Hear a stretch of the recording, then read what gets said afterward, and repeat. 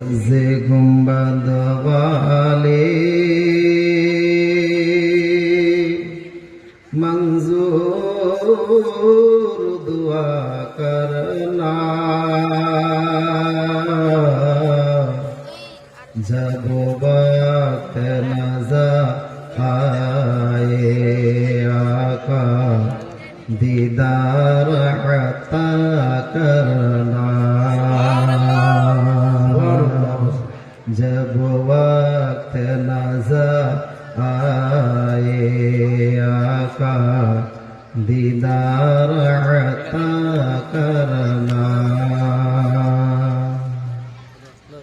मैं कब्र अंधेरे में घबराऊंगा जब तन्हा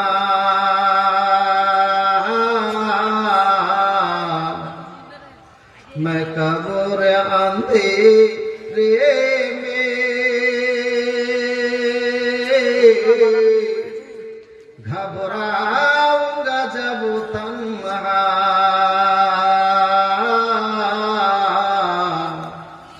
इमदाद को तू मेरी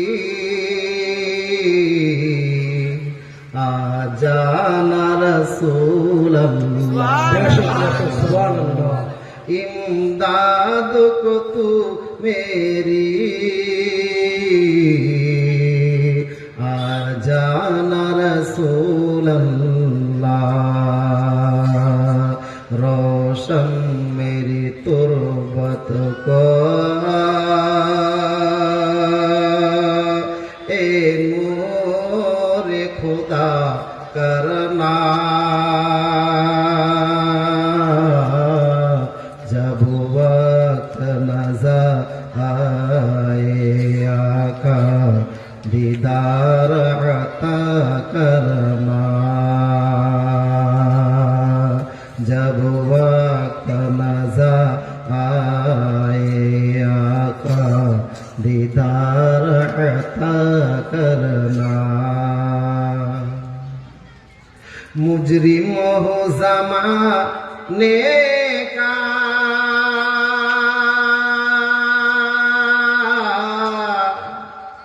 महशर में भरम रखना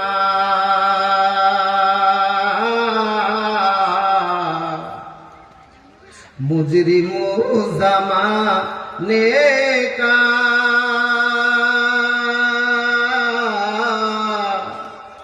महशर में भरम रखना रुसवाए ज़माना हो दो जख से बचा लेना रुसवाए ज़माना हो दो जख से बचा लेना मंजूर दुआ मेरी मकबूल खुदा करना मंजूर दुआ मेरी मकबूल खुदा करना जब वक्त नज़र आए आका दीदार अता करना जब वक्त नज़र आए आका दीदार अता करना। ए सब्ज़े गुंबद वाले मंजूर दुआ करना जब वक्त नज़र आए आका दीदार अता करना जब वक्त नज़र आए आका दीदार अता करना। যাবতীয় প্রশংসা ও গুণগান গুণভোজন সেই মহান আল্লাহ তাবারক ওয়া তাআলারই জন্যই, যে আল্লাহ এক ও অদ্বিতীয়, যিনি ওয়াহদাহু লা শারীকা লাহু। আসুন সকলে মিলে তিনার শুকরিয়া আদায় করি, সকলে উচ্চ স্বরে পড়েন আলহামদুলিল্লাহ। তিনার পরে পরে ধর্মের গুরু মা আমিনার লাল মরুর দুলাল আহমদ মুজতাবা মুহাম্মাদুর রাসূলুল্লাহ সাল্লাল্লাহু তাআলা আলাইহি ওয়াসাল্লাম, তিনার প্রতি লক্ষ কোটি দ্রুত অবতীর্ণ হোক, বর্ষিত হোক, সকলে বলুন আমিন। বন্ধুগণেরা, আমার সন্ধ্যার পর থেকে নিয়ে এই পর্যন্ত আপনারা অনেক উলামা কেরামের জবান দ্বারা কোরআন ও হাদিসের তথ্যবহুল আলোচনা শ্রবণ করছিলেন। এবারে আমি আপনাদের সম্মুখে উপস্থিত হয়েছি কিছু আলোচনা করব মনে করে। পবিত্র কালামুল্লাহ হইতে একখানা আয়াত এবং আমার রাসূলের অসংখ্য অগণিত বাণী হতে একখানা হাদিস তুলে ধরেছি। উক্ত আয়াত ও হাদিসের আলোকে কিছুক্ষণ আলোচনা আপনাদের সম্মুখে করব। তবে যিনারা এখনো বাজারের দিকে বা এদিকে সেদিকে ছড়িয়ে ছিটিয়ে আছেন, ওনাদের অত্যন্ত বিনয়ের সহিত বলবো যে আপনারা কাল বিলম্ব না করে যত তাড়াতাড়ি পারেন প্যান্ডেলের মধ্যে প্রবেশ করেন। ইনশাআল্লাহ খুব গুরুত্বপূর্ণ আলোচনা হবে। শুধু আমার দ্বারাই বক্তব্য শেষ হবে না, আমার পরে পরে একজন মুনাজির আহলে সুন্নাত হযরত আল্লামা মাওলানা মুফতি আশরাফ রেজা নাইমি সাহেব, উনিও কিছুক্ষণের মধ্যে উপস্থিত হয়ে যাবেন। সুতরাং প্রত্যেককে আবেদন করব যে আপনারা অবশ্যই প্রত্যেকেরই সম্পূর্ণভাবে ওয়াজ শুনে যাবেন। এবং মা বোনদের দৃষ্টি আকর্ষণ করছে, একটু মা বোনদের বলবো মা একটু সামনের দিকে আগিয়ে আসতে হবে। প্রতিবারে যে কেন কহিতে হবে আপনাদেরকে, এই জায়গাটা যে কার জন্য রেখে দিয়েছে, শ্বশুর শাশুড়িরা আসবে তার জন্য রেখে দিয়েছে, একটু আগে আসা যাবে না? মা বোনদের বলছি মা একটু সামনের দিকে আসেন না। ওই যে দেখেন পরক্ষণে আসছেন, আমি জানি আপনাদের পরিমাণ অনেক বেশি হবে, পুরুষের পক্ষে আপনারাই বেশি হবেন, কিন্তু পরক্ষণে যারা আসবে তারা জায়গা পাবে না। একটু আপনি নিজেও ভালো করে বসেন, যারা আসবে তাদেরকে আসা এবং বসার সুযোগ করে দেন।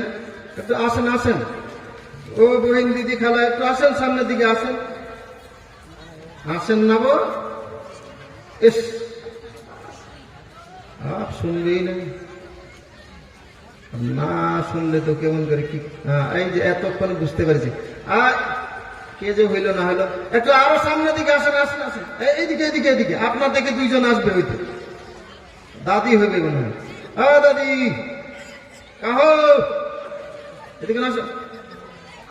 এই বুঝে পেলাম, ও বলছি একলা আমি যাব, একটু আসেন না গে, আসেন আসেন আসেন, মা খালা বহিনী দিয়ে দিয়ে সুবহানাল্লাহ, আসেন আসেন আসেন আসেন, সামনের দিকে আসেন, সামনের দিকে আসেন। আপনাদেরও শুনতে ভালো লাগবে আর আমাদেরও বলতে ভালো লাগবে, আপনাকেও শুনতে ভালো লাগবে, আমারও শুনতে ভালো, আমারও বলতে ভালো লাগবে। একটু আসেন সামনের দিকে আসেন আসেন। হ্যাঁ, এই এতক্ষণে বুঝতে পারা গেল এইগুলো হলো একদম আসলেই আমাদের এলাকার লোক, আমাদের কথাই আমাদের ভাষাই বুঝতে পেরেছে। সুবহানাল্লাহ, আসছে আসছে।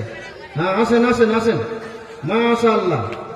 আপনারা ওনাদের থেকে কমপক্ষে নাও করে 1000-এরও বেশি নেকি পাবেন, 1000-এর থেকেও বেশি নেকি পাবেন, কারণ একজন আলিমের কথা রেখেছেন এবং সামনে এসেছেন। ইনশাআল্লাহ অবশ্যই নেকি পাবেন। আসেন আসেন নাকি, যাদের যাদের নেকির প্রয়োজন আসেন আসেন আসেন আসেন, যাদের যাদের নেকির প্রয়োজন, কাল কিয়ামতের দিবসে একটা নেকির জন্য ছুটাছুটি করবেন। আপনার বাপ আপনাকে একটা নেকি দেওয়ার জন্য রাজি হবে না, আপনার মা আপনাকে একটা নেকি কোনো মতেই দিবে না। একটা নেকির জন্য কাল কিয়ামতের দিবসে আপনি আফসোস করবেন যে এতটুকু নেকি পাওয়া যাবে। একটু আসেন না সামনের দিকে, আসেন আসেন। আপনাদেরকে যদি আমি 3 ঘন্টা ধরে আসারই কথা বলতে আমি ওয়াজ কখন করবো? সুবহানাল্লাহ, এই টিড়া হাড্ডির বেশি তৈরি সব। হ্যাঁ, ওই ভলান্টিয়ার ভাই, একটা আপনারা বলেন না যে আমার কথা শুনছে না, 2-4টা ভলান্টিয়ার যেন একটু সামনের দিকে মহিলাদেরকে একটু আসতে বলেন, আর নাহলে মিডিলে রাস্তা করে দিতে বলেন। যারা পরে আসবে ওরা সামনের দিকে আসবে, আর আপনাদের মধ্যেও যারা পিছনের দিকে আসেন একটু সামনের দিকে আসেন। রাজি ও যুবক ভাই, একটু আসেন আসেন, সামনের দিকে আসেন। ইনশাআল্লাহ মন খুলে প্রাণ খুলে আপনাদেরকে আলোচনা শোনাবো, কারণ আজকের যে দিনটা, আজকে অনেকগুলো সাবজেক্ট, আমি তো ওটাই ভাবছিলাম এতক্ষণ ধরে যে আজকে কি বিষয় নিয়ে আলোচনা করা যায়। 14ই ফেব্রুয়ারি, তারপরে আজকে আবার আপনার সরস্বতী পূজা, পাপ্তাহারে জালসা, বেশ কয়েক জায়গায় এলাকায় আবার বিবাহ শাদীও আছে না? অনেকগুলো সাবজেক্ট। তারপরে এটা আবার গত সপ্তাহ আপনার আপনার কি বলে সবে মেরাজ গিয়েছে। সবে মেরাজ নিয়ে ইনশাআল্লাহ আলোচনা করব আপনাদের সম্মুখে, তবে একটু সুযোগ করে দিতে হবে। আসেন, সামনের দিকে আসেন বাবজি, আসেন আসেন। কয়েকটা সাবজেক্ট আপনাদের সম্মুখে রাখলাম, হেডলাইন পড়ে দিয়েছি আমি। সরস্বতী পূজা, যেহেতু আমরা ভারতের মধ্যে আছি, সম্প্রীতি বজায় রাখতে হবে আমাদেরকে। যার যার উৎসব করবে সবাই, তো সেটা নিয়ে আমাদের কোনো দ্বিমত নাই। কিন্তু এই 14ই ফেব্রুয়ারি ভ্যালেন্টাইন্স ডে নাকি বলছে, ভালোবাসা দিবস, বিশ্ব ভালোবাসা দিবস। আসলে এটা বিশ্ব ভালোবাসা দিবস নয়, এটা হলো বেহায়া দিবস। কি দিবস? বেহায়া দিবস। প্রেমিক প্রেমিকার একটা মিলিয়ে দেওয়ার সুযোগ আজকের এই 14ই ফেব্রুয়ারিতে দেখবেন। পাখির ঝাঁক কোথাও পার্কে, কোথাও কোন জায়গাতে গিয়ে আড্ডা করছে। এটা মূলত আপনার বিশ্ব ভালোবাসা দিবস নয়, এটা হলো বিশ্ব বেহায়া দিবস। কি বললাম? বিশ্ব বেহায়া দিবস। এ থেকে নিজের ছেলে মেয়েদেরকে খুব সতর্ক, খুব সাবধান। তার সাথে সাথে আর একটি মেসেজ দিব আপনাদেরকে। এই সরস্বতী পূজাতে আমার আপনার ছেলেমেয়েরা স্কুলে লেখাপড়া করে, তো এই পূজার সময় কি করে আমাদের ছেলে মেয়েরা, বিশেষ করে মেয়েদের মধ্যে পাওয়া যায় বাপের কাছে আবদার, শাড়ি কিনে দিতে হবে, শাড়ি পরে যাবে স্কুলে পূজা দেখতে। খুব সাবধান। আমরা ভারতে মিলেমিশে থাকবো অবশ্যই, তবে আপনার ধর্মের জন্য কেউ তারা নামাজ পড়তে আসবে না। আমাদের জুম্মার দিনে তারা কেউ নামাজ পড়তে আসে? আমাদের মধ্যে বন্ধুত্ব আছে ঠিক, কিন্তু আমাদের জুম্মার দিন নামাজ পড়তে আসবে কেউ? কারণ এটা ধর্মীয় কাজ। ভারতীয় ভাই ভাই হিসাবে মিলেমিশে থাকবো আমরা, কিন্তু ধর্মীয় কাজ, এক অপরের ধর্মের কাজ আমরা করতে পারবো না। যেইভাবে ওরা আমাদের জুম্মার নামাজ পড়বে না, রোজাও রাখবে না। মুসলিম ব্যতীত অন্য কেউ রোজা রাখে? রাখে না। কেন রাখে না? কারণ জানে ওদের ধর্মে হয়তো কাছে যে না, এটা রাখলে কোনো নেকি নাই, কোনো আপনার উপকার নাই। তদরূপ আমাদের মুসলমান ঘরের ছেলে হোক চাই মেয়ে হোক, অন্য ধর্মের কোন উৎসব বা অন্য ধর্মের কোন পূজা পাঠ আমাদের মুসলমানের ঘরের ছেলে মেয়েরা করতে পারে না। খুব সাবধান। যতটা পারেন ছেলে মেয়েকে বুঝাবেন। ওই দিনে নয়, তুই অন্য দিনে যা, কোথাও নিষেধ নাই। কিন্তু সরস্বতী পূজা করার জন্য নতুন শাড়ি পরিয়ে তোমাকে স্কুলে পাঠাবো, এটাতে বাপ মা কখনোই রাজি হবে না। অনেক বাপ মা নামাজি, বাপ নামাজ পড়ে, মা নামাজ পড়ে, অথচ বেটি জাহান্নামের রাস্তায় যাচ্ছে। খুব সাবধান। যাই হোক, এই বিষয় নিয়ে আলোচনা নয়, মেন বিষয় হলো শবে মেরাজ। গত শবে মেরাজে, আচ্ছা, প্রত্যেকটা ইসলামের মধ্যে যেগুলো কাজ হয়েছে কোনো না কোনো কারণ, এটার একটা বৈশিষ্ট্য আছে। শবে মেরাজ কেন হয়েছিল? আমার রাসূলুল্লাহ মসজিদে হারাম থেকে নিয়ে সেই বাইতুল মুকাদ্দাস, যেই বাইতুল মুকাদ্দাস বর্তমানে ফিলিস্তিনে আছে, যেই জায়গায় ফিলিস্তিনে আজ বাইতুল মুকাদ্দাসের যারা হেফাজত করছে তাদেরকে পাখির মতো করে গুলি করে মারা হচ্ছে। আমাদের মুসলমানদের রক্তের হুলি খেলানো হচ্ছে। সেই বাইতুল মুকাদ্দাসে নবী আমার গিয়েছিলেন রাতের সীমিত সময়ের মধ্যে। কেন, কি কারণে? আমার নবী নিজের ইচ্ছায় যায় নাই। তার একটা বৈশিষ্ট্য আছে, কারণ আছে। দেখেন, মুসলমানদের উপরে যুগে যুগে নির্যাতন হয়েছে, এমন কোন যুগ নাই যে মুসলমানদের উপরে নির্যাতন হয় নাই। তবে মুসলমানরা হলো সোনার মতো, না হয় কলার গাছের মতো। সোনাকে যতই মাজা ঘষা করবেন ততই চকচক করবে না ময়লা করবে? চকচক করবে না? মুসলমানদের উপরে যতই আপনার নির্যাতন হবে ততই মুসলমান চকচক করবে। জোরে বলুন। কলার গাছকে যেমন একটা কাটলে আবার তার পার্শ্বে শাখা প্রশাখা ছেড়ে দেয়, তেমন ভাবে মুসলমানদের উপরে নির্যাতন করলে অথবা আপনার মুসলমানদেরকে শহীদ করলে মুসলমানদের দুনিয়ার মধ্যে বিস্তার ঘটে। জোরে বলুন। মুসলমানদের ধর্মীয় প্রতিষ্ঠান মসজিদকে ভেঙে মন্দির বা কিছু তৈরি করলে মসজিদের সংখ্যা কমে না, বরঞ্চ উল্টা ইতিহাস পাওয়া গিয়েছে বিশ্বের মধ্যে যত যত মুসলমানদের ধর্মীয় প্রতিষ্ঠান আপনার নষ্ট করা হয়েছে, মন্দির কি বলে মসজিদকে ভেঙে মন্দির তৈরি করা হয়েছে, বিশ্বের মধ্যে ততই মসজিদের বেশি আবিষ্কার হয়েছে। জোরে বলুন সুবহানাল্লাহ। কত বেশি মসজিদ বেড়েছে, মসজিদ কমে নাই। ভাইজান, তো আমার রাসূলুল্লাহর পিরিয়ডে যখন নবী আমার কলমার প্রচার করতে লাগলেন, কাফির বেঈমানেরা আমার নবীকে কুণ্ঠাসা করতে লাগলেন, মুহাম্মদ আমি তোমাকেও মানি না, তোমার আল্লাহকেও মানি না, তোমার ধর্মকেও মানি না। না মানুক, কিন্তু পিঠ পিছনে যা করত আমার নবীর কলমা যারা পড়ত তাদের উপরে দুশমনী এবং নবীর উপরে বহু নির্যাতন করেছে তারা। এবং যারা নবমুসলিম যেমন হযরতে বেলাল শুধু কলমা পড়ার অপরাধে তার মালিক আপনার উত্তপ্ত মরুভূমির উপরে শরীরের মধ্যে কাপড় নাই, পরনের কাপড় নাই, সেই উত্তপ্ত মরুভূমির বালির উপরে হযরতে বেলালকে আপনার চিৎ করে শুতিয়ে দিয়ে তার বুকের উপরে ভারী পাথর চাপিয়ে দিয়েছে। হে বেলাল, কলমা ছাড়ো। বেলালের একটাই উত্তর, হে কাফির বেঈমানেরা, আমি দুনিয়ার সব কিছু দিতে ছাড়ি, আপনার দিতে রাজি আছি, কিন্তু ওই কলেমা নামের যে আমি ট্যাবলেট সেবন করেছি, সেই কলেমা নামের ট্যাবলেট আমার শরীরের মধ্যে শিরা উপশিরার মধ্যে ছড়িয়ে গিয়েছে, এই কলেমা নামের ট্যাবলেট তোমাদেরকে ফিরিয়ে দিতে পারবো না। হযরতে খাব্বাব আমার নবীর কলমা পড়ার কারণে আবু জেহেল উতবা শাইবা এক জায়গায় আগুন জমা করে, আপনার কয়লা জমা করে, সেই কয়লার উপরে আপনার পেট্রোল ঢেলে দিয়ে আগুন দাউ দাউ করে জ্বলছে। হযরতে খাব্বাবের একটা হাত একটা পা, চারজন চারটা ব্যক্তি আপনার দুইটা হাত দুইটা পা ধরে পিঠের ভারে হযরতে খাব্বাবকে যেইভাবে আপনার মুরগি আপনার কি বলে আগুনের মধ্যে ঝলসায়, হযরতে খাব্বাবকে সেই আগুনের মধ্যে ঝলসাচ্ছে। হযরতে খাব্বাবকে বলছে, খাব্বাব এখনো সময় আছে, তুমি নিজের ধর্ম থেকে ফিরে আসো, আমাদের ধর্মে ফিরে চলে আসো। হযরতে খাব্বাব বলেছিল, হে কাফির বেঈমানেরা, আমি খাব্বাব, তোমরা আমার এই কি বলে আগুনে পুড়িয়ে আমাকে প্রাণে মারতে পারো, আমার শরীরটাকে পুড়িয়ে ছাড়কার করে দিতে পারো, কিন্তু আমি খাব্বাব, আমার অন্তরের ভিতরে যে নবীর মধুমাখা কলমা আছে, আমার ভিতরে যে ঈমান আছে, সেই ঈমানের তোমরা কোনো কিঞ্চিত পরিমাণের ক্ষতি করতে পারো না। জোরে বলুন ভাইয়েরা আমার, ও নবীর উম্মতেরা,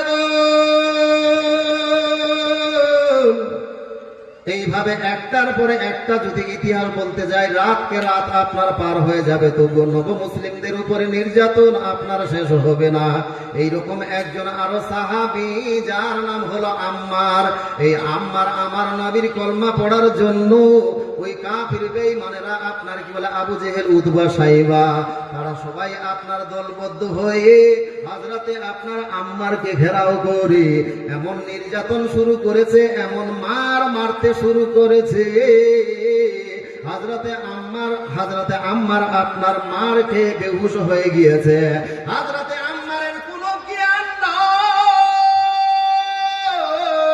যখন ওই জ্ঞান ফিরে আবার বেঈমানেরা অত্যাচার শুরু করে, এইবারে বলে রে খাব্বাব, ভাই আম্মার এখনো সময় আছে, তোমার কলমাটা ফিরাইয়া দাও, তোমার সঙ্গে কোনো দুশ্মনী নাই, তোমার সঙ্গে কোনো জোর জবরদস্তি নাই, তুমি যদি আমাদের ধর্মে ফিরে আসো, তোমার সঙ্গে আমরা কোনো জোর জবরদস্তি করব না। হযরতে আম্মার বলতে লাগলো, রে বেঈমানের দূর, না না না, আমার কাছে সব কিছু তোমরা নিতে পারো, কিন্তু আমি নবীর মধুমাখা কলমা তোমাদের কোনো মতেই ফিরাইয়া দিতে পারবো না। আবার বেঈমানেরা মারতে শুরু করে, ও পর্দার আড়ালের মা, হযরতে আম্মার যেমনি ভাবে আপনার আবার মার খেয়ে বেহুশ হয়ে গিয়েছে, হঠাৎ করে মা এইবার ছেলের মার দেখে আপনার সেই জায়গায় উপস্থিত।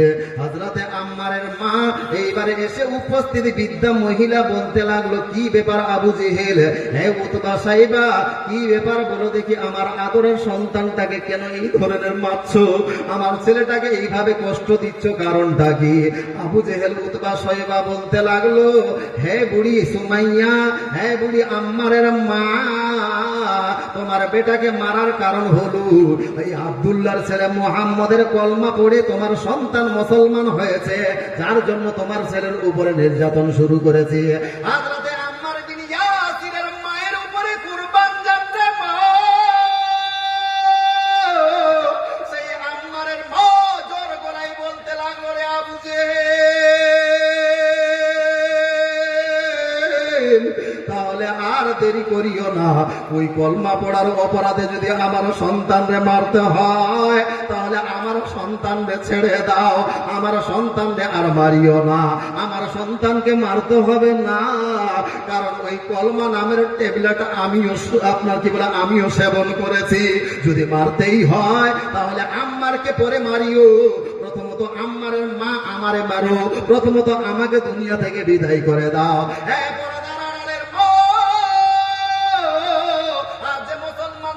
নির্যাতন দেখতে পান্ডে মা, সেই নির্যাতন গুলো দেখতে পেয়ে আমাদের অন্তর কেঁপে গিয়েছে। না রে বাবা না, আমরা বাঘের সন্তান, আমরা হলাম বাঘের জাত, মুসলমান কাউর দিকে ভয় করবে না, যেহেতু আমাদের ঈমান হলো, আমাদের ঈমান যেহেতু আছে, আমরা কেবলমাত্র আল্লাহকে দেখে ভয় করব, দুনিয়ার কোনো আপনার কি বলো অশুভ শক্তিকে দেখে ভয় করব না। সুবহানাল্লাহ। কিন্তু ভয় পাচ্ছি কেন? আমাদের ঈমান হয়ে গেছে কমজোর, না জানি কি হয়ে যায়, না জানি কি অশান্তি শুরু হয়ে যায়, এই করে তো সুযোগ পাচ্ছে। কিন্তু একজন বৃদ্ধা মহিলা হযরত আম্মার বিন ইয়াসিরের মা, ছেলের উপরে নির্যাতন হচ্ছে, মেয়েটা বলতে পারতো, বাপজি ছেড়ে দাও, আমার ছেলেটাকে বুঝিয়ে বলবো যেন কলমা ছেড়ে দেয়, আমার ছেলেটাকে মারিও না, আমি হাত পা ধরে বলছি, বলতে পারতো, কিন্তু তা না করে বলছে, আবু জেহেল, যদি কলমা পড়ার অপরাধ আর কলমা পড়াটাই যদি আমার ছেলের সন্তান, আমার ছেলের কি বলে অপরাধ হয়ে থাকে, তাহলে ছেলের উপরে মারিও, প্রথমত আমি মা, আমারে মারো, আমি মা, এই কলমা পড়ার কারণে তুমি যেটাই সাজা দিবে আমি মানতে রাজি, মাথা নত করে নিয়ে নিব। আবু জেহেল উতবা সাইবা এরা জানে না যে এই বুড়িও আপনার কলমা পড়েছে। আবু জেহেল উতবা সাইবা এরা বুড়িটাকে বলতে লাগলো, এই বুড়ি মা, দেখো তোমার সঙ্গে কোনো দুশ্মনী নাই, তোমার সঙ্গে কোনো আমাদের জাতি দুশ্মনী নাই, তোমার ছেলে ভুল বুঝেছে, ওই আব্দুল্লাহর ছেলে মুহাম্মদের কথাই পড়ে কেউ, এক কাজ করো, তুমিও নিজের কলমা ফিরাইয়া দাও, তুমি ভুল বুঝেছ, ওই আব্দুল্লাহর ছেলে মুহাম্মদের কথাই কেউ পড়ে, মা তোমার সঙ্গে কোনো দুশ্মনী নাই, তুমি কলমাটা ফিরাইয়া দাও, আমাদের আগের ধর্মে চলে আসো, তোমার সঙ্গে কিছুই করবো না। বৃদ্ধা মহিলাটার উপরে কোরবান যাও। বৃদ্ধা মহিলাটা হুঙ্কার দিয়ে বলছে, হে আবু জেহেল, আমি বুড়ি মানুষ মনে করে আমাকে কমজোর ভাবিও না, আমি মহিলা বলে আমাকে কমজোর ভাবিও না, আমাকে ধমক দিয়ে আমার নবীর কলমা তোমরা ফিরাইয়া দিবে। ইম্পসিবল, আমি আমার নবীর কলমা ফিরাইয়া দিতে পারবো না, জোরে বলুন সুবহানাল্লাহ। এইবার উতবা এসে বলতে লাগছে, মা কেন এরকম করছেন ফালতু, কেন জীবন হারাতে বসেছেন? আপনি আবু জেহেলের রাগ জানেন না? আবু জেহেল আপনাকে কি করতে পারে জানেন? বৃদ্ধা মহিলাটা বলতে লাগলো, রে আবু জেহেলের চেলা চামটারা ভালো করে শোনা, আমি ভালো করে জানি ওই আবু জেহেলের চেলা চামটারা আমার সঙ্গে কি করতে পারে। বললো কি করতে পারে? বললো হ্যাঁ ভালো করে জানি, আমাকে প্রাণে মারতে পারে, আমাকে দুনিয়া থেকে বিদায় করে দিতে পারে। তারপরে হে আবু জেহেলের চেলা চামটারা, আমি সুমাইয়া, আমার অন্তরের মধ্যে আমার নবীর মধুমাখা কলমা যতক্ষণ ধরে থাকবে,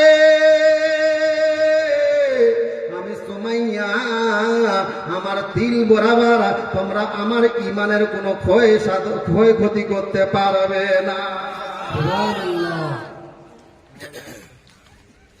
মহিলা মনে কমজোর করিও না।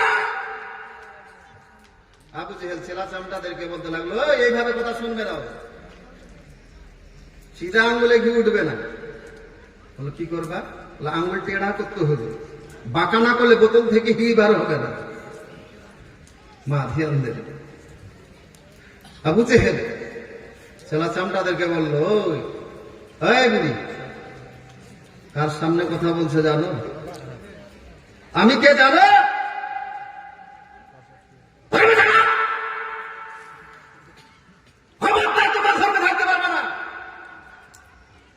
আবু জেহেলের সঙ্গে মেয়েটা প্রতিবাদ করছে। আবু জেহেল, ওই আব্দুল্লাহর ছেলে মোহাম্মদ আমাকে জোর করে কলমা পড়িয়ে মুসলমান করে নাই। আমাকে স্বেচ্ছায় তার ধর্ম ভালো লেগেছে, স্বেচ্ছায় নিজের ধর্ম পরিত্যাগ করে তার কলমা পড়ে মুসলমান হয়ে গেছে। সুতরাং তুমি তোমার ধর্মে থাকো, আমাকে আমার ধর্মে থাকতে দাও। বলেন, আপনারাই বলেন, বুড়িটা কোনো ঝামলার কথা বলেছিল? বাবু কোন ঝামলার কথা বলেছিল? তুমি তোমার ধর্মে থাকো, আমি আমার ধর্মে থাকবো। আব্দুল্লাহর ছেলে মোহাম্মদ আমাকে জোর করে কলমা পড়ায় নাই। হে নবীর উম্মতের দল, হে আল্লাহর গোলাম, যেমনি ভাবে হযরতে আম্মারের মা এই উত্তরটা দিয়ে দেওয়া, আবু জেহেল, উতবা, সাইবা তাদের রক্ত আর যেন ঠিক থাকলো না। তাড়াতাড়ি করে বলতে লাগলো, আবু জেহেল দু চারটা আপনার চেলাচামটাদেরকে বলতে লাগলো, যাও, দেরি করিও না, তাড়াতাড়ি করে ওই মেয়েটা যেই বস্ত্র পরিধান করে রয়েছে, যেই কাপড়টা পরিধান করে রয়েছে, সেই কাপড়ের মধ্যে একটা টান দাও, ওই মেয়েটাকে উলঙ্গ করে দাও আপনার মানুষের সামনে। হ্যাঁ নবীর উম্মতের দল, হ্যাঁ পর্দার আড়ালের মা, যেমনি ভাবে আবু জেহেল ইঙ্গিত করা, এইবারে হাজার হাজার মানুষের সামনে ওই আম্মারের মাকে আপনার হাজার হাজার মানুষের সামনে তার কাপড়ের মধ্যে একটা টান মেরে দেওয়া হলো। যেমনি ভাবে টান মেরে দেওয়া, এইবারে হাজার হাজার মানুষের সামনে মেয়েটা একেবারে বিবস্ত্র হয়ে গিয়েছে, উলঙ্গ হয়ে গিয়েছে। মেয়েটা মুখগুলোকে এইভাবে ঢাকিয়ে বলে, দুনিয়ার মালিক, আমার কোনো অপরাধ নাই, আমি কাউরো বাড়িতে চুরি করতে যাই নাই, আমি কাউরো সঙ্গে মারপিট করে নাই, আমি কাউরো সঙ্গে ঝগড়া করে নাই। আল্লাহ পাক পারবারে দেখারে আলাম, কাউরো সঙ্গে ঝামলা নাই, কাউরো সঙ্গে মারপিট নাই। অথচ বেঈমানের গোষ্ঠীগুলো আজকে আমার সঙ্গে কি না নির্যাতন শুরু করেছে, হাজার হাজার মানুষের সামনে আমাকে বিবস্ত্র করে দিয়েছে।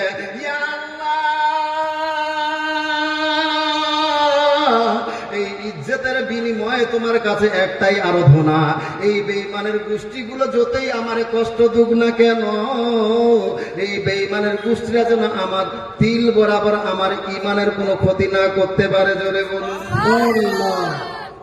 আল্লাহ কিছুই চাই না, এতটুকু চাই আল্লাহ, এরা যতই আমাকে ভয় দেখাক আর যতই নির্যাতন করুক, ওরা যেন আমার ইমানের কোনো ক্ষয়ক্ষতি না করতে পারে। জোরে বলুন সুবহানাল্লাহ। এখানেই শেষ না। আবু জেহেল দেখলো বুড়িটাকে যখন উলঙ্গ করে দেওয়া হয়েছে, সবাই হাততালি দিচ্ছে, ছোট্ট হাসি হাসতে লেগেছে মেয়েটাকে দেখে। তারপরও মেয়েটা যখন কোনো উত্তর দেয় না, আবু জেহেল বলছে, সুমাইয়া, এখনো সময় আছে, এখনো সময় আছে, ফিরে আসো, তোমার সঙ্গে কোনো দুশমনি নাই। মেয়েটা মাথা নত করে আছে, কিছুই বলে না। আবু জেহেল জিজ্ঞাসা করছে একবার, দুইবার, তৃতীয়বার যখন জিজ্ঞাসা করছে, হযরত সুমাইয়া খাতুন মাথা নড়িয়ে বলছে, আবু জেহেল, পারবো না, আমার নবীর ঈমান তোমাদের হাতে কোনো মতেই দিতে পারবো না। জোরে বলো সুবহানাল্লাহ। আবু জেহেল বলল, এই যা গাড়ি, এক কাজ কর, চারটা দড়ি নিয়ে আয় গায়ে, চারটা দড়ি নিয়ে আসলো, চারটা সিপাহী আসলো দড়ি সঙ্গী করে। আবু জেহেল বলল, যাও, দুইটা পাও ভালো করে বাঁধো, দুইটা হাত ভালো করে বাঁধো, দুইটা হাত দুইটা পোয়ার সঙ্গে আর দুইটা পা দুইটা পোয়ার সঙ্গে বেঁধে দিয়েছে। মা চোরকেও হয়তো এরকম কষ্ট দেয় না। মেয়েটাকে চিৎ করে দুইটা হাত দুইটা পা টান টান করে পোয়ার সঙ্গে বেঁধে দিয়েছে। আবু জেহেল এইবার একটা চকচকা বললাম নিয়ে এসে বুড়িটার সামনে উপস্থিত হয়েছে। আম্মারের মা, সুমাইয়া, আমার হাতে কি দেখতে পেয়েছো? বিদ্যা মহিলা চক্ষু খুলে দিয়ে দেখেন চকচকা একটা তলোয়ার। বলল, সুমাইয়া এখনো সময় আছে, তুমি যদি কলমা ফিরাইয়া দাও তোমার সঙ্গে কোনো জবরদস্তি নাই। সুমাইয়া আস্তে করে বলছে, আবু জেহেল এরপরেও যদি আমি বলি না পারবো না তাহলে তুমি কি করবা? আবু জেহেল বলছে, হে আম্মারের মা, আমি এই তলোয়ার দিয়ে তোমার হত্যা করব, এই তলোয়ার দিয়ে তোমার হত্যা করব। আবু জেহেলের যেমনি ভাবে এই কথা শুনতে বাবা আম্মারের মা উত্তর দিতে লাগলো, তাহলে আবু জেহেল আমার উত্তরটা শোনো। যতক্ষণ পর্যন্ত আমার শরীরের মধ্যে আমার রক্তের শেষ কাতরা শেষ বিন্দু বাকি থাকবে ততক্ষণ পর্যন্ত আমার শরীর থেকে সেই রসুলের মধুমাখা কলমাই বেরিয়ে আসবে। ভাইয়েরা আমার, হযরতে সুমাইয়া আম্মারের মা যেমনি ভাবে এই কথা বলা, ওই গুন্ডা আবু জেহেল ধীরে ধীরে তলবারিটা আপনার কি বলে চকচকা বললামটা নিয়ে বুড়িটার পারসে আসতে লাগে। পরদার আড়ালের মা আবু জেহেল ওই বললামটাকে এইভাবে পিঠ পিছনে করে এসা জোরে মারলো, এসা জোরে মারলো রে মা, লাগবি তো লাগ, মারবি তো মা। হযরতে আম্মারের মায়ের পেটে মারলো না, বুকে মারলো না, মাথায় মারলো না, মারবি তো মার। হযরতে আম্মার বিন ইয়াসিরের মায়ের লজ্জা স্থানের মধ্যে বললাম মেরে দিয়েছে।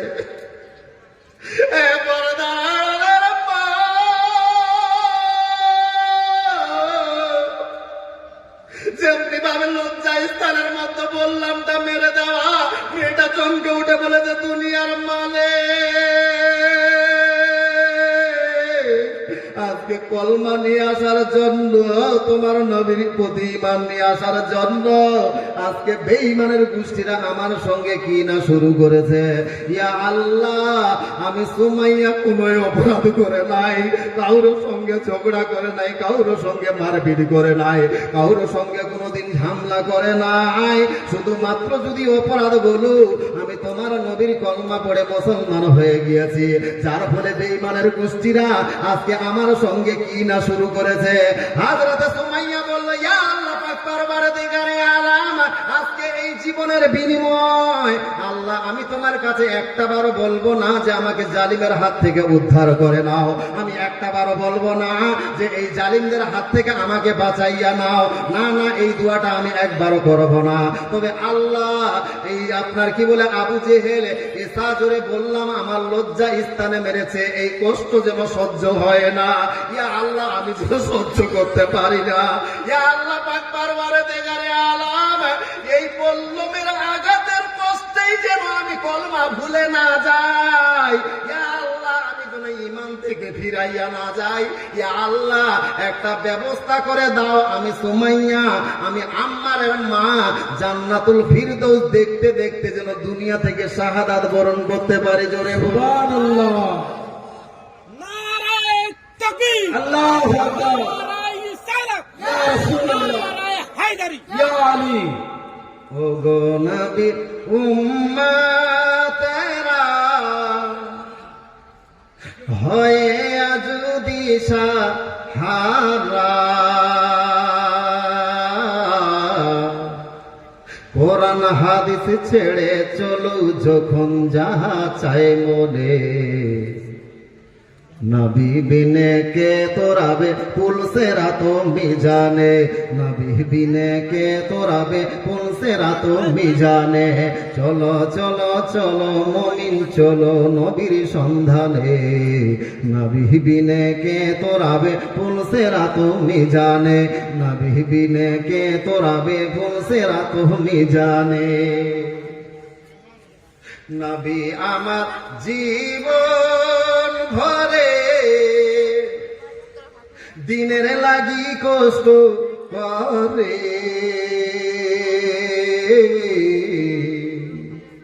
নবী আমার জীবন ভরে এই উম্মতের লাগি কষ্ট করে। ধন ধন শহীদ করিলেন ওহুদেরই ময়দানে, नबी बिने के तोराबे पुल से रातों मिजाने, नबी बिने के तोराबे पुल से रातों मिजाने। चलो चलो चलो मोमिन चलो नबीर सन्धाने, नबी बिने के तोराबे पुल से रातों मिजाने। भाइয়েরা আমার, হযরতে সুমাইয়া খাতুন ওই জান্নাতুল ফিরদৌস দেখতে দেখতে দুনিয়া থেকে শাহাদাত বরণ করলেন। এইবারে হযরতে আম্মারের আব্বা ইয়াসির বাড়িতে এসে উপস্থিত। দেখছেন বেটা একদিকে বেহুশ হয়ে পড়ে আছে, আপনার স্ত্রী ওর উলঙ্গ অবস্থায় এবং লজ্জা স্থানে একটা বল্লম মারা অবস্থায় রক্তাক্ত অবস্থায় স্ত্রী এক জায়গায় পড়ে আছে। ইয়াসির একটা চিৎকার দিয়ে বলতে লাগলো, রে আবু জেহেল, কি ব্যাপার, কি কারণে আজকে আমার বাড়িতে এইরকম নির্যাতন শুরু করেছো? কি কারণে আমার স্ত্রীর এইভাবে হত্যা করেছো? আমার বেটাকে মেরে মেরে একদিকে আপনার বেহুশ করে ফেলে রেখেছো, কারণটা কি? আবু জেহেল বলতে লাগলো, ইয়াসির, তোমার স্ত্রী ওই আব্দুল্লাহর ছেলে মুহাম্মদের কলমা পড়ার কারণে এবং আপনার কি বলে আম্মার আপনার নবীর কলমা পড়ার অপরাধে আমি তাদের উপরে নির্যাতন শুরু করেছি। ভাইয়েরা আমার, হযরতে ইয়াসিরের উপরে কুরবান যান, একদিকে স্ত্রীর লাশ পড়ে রয়েছে আর একদিকে আপনার সন্তান আপনার প্রায় আধা মরা হয়ে পড়ে আছে। হযরতে ইয়াসির বলতে লাগলো, রে আবু জেহেল, কলমা পড়ার যদি অপরাধ হয়ে থাকে, কলমা পড়ার অপরাধে যদি আজকে আমার স্ত্রীরে তোমরা শহীদ করো, আমার সন্তানকে তোমরা নির্যাতন করো, তাহলে আর দেরি করিও না, আমারে কেন ছেড়ে দিয়েছ? আমি ইয়াসিরও সেই নবীর কলমা পড়ে মুসলমান হয়ে গিয়েছি। জোরে যদি মারতে হয় তাহলে আমারও মারো, আমাকে কেন ছেড়ে দিচ্ছ? আবু জেহেল জানে না যে ইয়াসিরও কলমা পড়ে মুসলমান হয়েছে। জোরে বলুন সুবহানাল্লাহ। আপনার কি বলে বেটা একদিকে বেহুশ হয়ে পড়ে আছে, মা রক্তাক্ত অবস্থায় দুনিয়া থেকে বিদায় নিয়ে গিয়েছে, একদিকে পড়ে আছে। ইয়াসির যেমনি ভাবে এই কথা বলা, আবু জেহেল বলছে, তুমিও কলমা পড়ে মুসলমান হয়ে গিয়েছো, তোমার হয়তো মরার সাপ। বললো, দেখো ইয়াসির, তোমার স্ত্রী বুঝছিল না, সে তো অত বুঝে না, মহিলা মানুষ অত বুঝে না, তোমার বেটাও পাগলা, ছোট বয়স অত বুঝে না, তো তুমি একটু বুঝা সোজা মানুষ, দেখো বেকার ওই ধর্মে থাকিও না, আবার পুরানো ধর্মে চলে আসো, তোমার সঙ্গে কোনো জবরদস্তি নাই। ইয়াসির বলতে লাগলো, আবু জেহেল, আমার স্ত্রী দুর্বল একজন মহিলা, আমার স্ত্রীর কাছ থেকে পেয়েছিলে, আমার স্ত্রীর কাছ থেকে ঈমান নিতে পেরেছিলে, ঈমান নামের দৌলত নিতে পেরেছিলে। আবু জেহেল বলল, এই জন্য তো তোমার স্ত্রীর দুনিয়া থেকে বিদায় হতে হয়েছে। বলল, রে আবু জেহেল, একটা দুর্বল মহিলার কাছ থেকে যদি নবীর মধুমাখা কলমা না নিতে পারো, আমি ইয়াসির আমার কাছ থেকে কোনোদিন সেই মধুমাখা কলমা ফিরাইয়া পাবে না। জোরে বলুন সুবহানাল্লাহ। তোমার যা চাই, তোমার যা চাই বলো। আর মানে তুমিও ওই দলের? বলো, কি করবা? তাড়াতাড়ি করে দুইটা সিপাহীকে ডাকলো, যাও দুইটা ঘোড়া নিয়ে আসো, দুইটা ঘোড়া নিয়ে আসো, খুব দ্রুত বেগে আপনার ছুটতে পারো ওই রকম দুইটা ঘোড়া নিয়ে আসা হলো। নিয়ে এসে দুইটা ঘোড়ার মুখ দুই দিকে করে দেওয়া হলো। হযরতে ইয়াসিরের একটা পা এই দিককার ঘোড়ার পিঠের সঙ্গে বেঁধে দেওয়া হলো, আর একটা পা এই দিককার ঘোড়ার পিঠের মধ্যে বেঁধে দেওয়া হলো। এইবার ঘোড়সাওয়ার দুটার উপরে বসে আছে। আবু জেহেল বলল, তোমাদের শরীরে যত শক্তি আছে ওই ঘোড়ার পিঠের মধ্যে চাবুক বর্ষণ করো, চাবুক প্রয়োগ করো। আবু জেহেলের যেমনি ভাবে ইঙ্গিত পাওয়া, দুইটা ঘোড়া দুই মুখা ছুটতে লেগেছে, এসা জেরে ছুটতে লেগেছে। মাঝখানে হযরতে ইয়াসির, যেইভাবে আমরা মেশিনে তক্তা চিরাই করা, আপনার কাঠ চিরাই করার জন্য যাই, হযরতে ইয়াসিরের শরীরটা দুই টুকরা হয়ে মাঝখানে ফাঁক হয়ে দুই টুকরা হয়ে গিয়েছে। এ ছিল মুসলমানদের ঈমান। কিন্তু কলমার প্রচার ও প্রসার বন্ধ হয় নাই। এত নির্যাতন করার পরও যতই কলমার প্রচার ও প্রসার বন্ধ করতে শুরু করেছে ওই আবু জেহেল, উতবা, সাইবা, ততই কলমার প্রচার ও প্রসার হয়েছে। জোরে বলুন সুবহানাল্লাহ। আবু জেহেল যখন এইরকম এক একজনকে আপনার কষ্ট দিয়েও ইসলামের প্রচার বন্ধ করা যায় না, তাহলে এবারে কি করবা? আবু জেহেল বুদ্ধি বার করলো যে মুসলমান সবাইকে এক জায়গায় বন্দী করে রাখো, এক জায়গায় বন্দী করে রাখো। তাদের সঙ্গে কারো সাক্ষাৎ করা যাবে না, তাদেরকে কোনো জিনিস বেচা যাবে না, তাদের কাছ থেকে কোনো জিনিস ক্রয় করা যাবে না, তাদের সঙ্গে কোনো মিলজুল রাখা যাবে না বলে মুসলমানদেরকে একটি দুর্রা শিয়াবে আবু তালিবের মধ্যে বন্দী করে রাখা হলো। একদিন নয়, 2 দিন নয়, লাগাতার 3 বছর ধরে মুসলমানদেরকে সেই শিয়াবে আবু তালিবের মধ্যে বন্দী করে রাখা হলো। মাত্র 2 মাসের লকডাউনে আমরা বাড়িতে বসেছিলাম, 24 ঘন্টায় বাড়িতে থাকতে পারতাম না, ফাঁপড় লেগে যেত। ভাবেন, একটা দুর্রার মতো ঘরের মতো জায়গা, একদিন নয়, 2 দিন নয়। এই নবী, আমার নবীর কলমার জন্য আর ইসলামের জন্য 3 বছর ধরে মুসলমানরা বন্দী। 3 বছর মুসলমানরা বন্দী। যে খাবারটা নিয়ে গিয়েছিল, খাবার শেষ। ক্ষুধার জ্বালা মুসলমান সহ্য করতে পারবে না, এবার খাবে তো কি খাবে? মানুষ সব সহ্য করতে পারে, ক্ষুধার জ্বালা সহ্য করতে পারে না। যখন খাবার সহ্য, আপনার ক্ষুধার জ্বালা সহ্য করতে পারে না, ক্ষুধার জ্বালায় মুসলমানরা গাছের পাতা ছিঁড়ে ছিঁড়ে খেতে লেগেছে। ভাইয়েরা আমার, গাছের পাতা খেয়ে খেয়ে গাছের মধ্যে একটাও পাতা নাই। ক্ষুধার জ্বালা যখন সহ্য করতে পারে না, এই করতে করতে আপনার 3টা বছর প্রায় অতিবাহিত হতে চলল।